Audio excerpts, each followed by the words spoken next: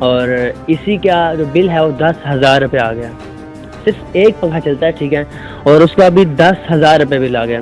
اسی طرح میں کل دوبارہ ایک ویڈیو اپلوڈ کروں گا, اس کے اندر آپ دیکھ لینا. اس نے 2 لوگوں نے میرے سے رابطہ کیا, ان کا 5 لاکھ روپے بل آ گیا. وہ بھی مزدور طبقہ ہے وہ, ٹھیک ہے, اور 5 لاکھ روپے ان کا بھی بل آ گیا. تو میں آپ کو دکھاتا ہوں, ذرا ایک کیمرہ میں آگے لے کے آؤ.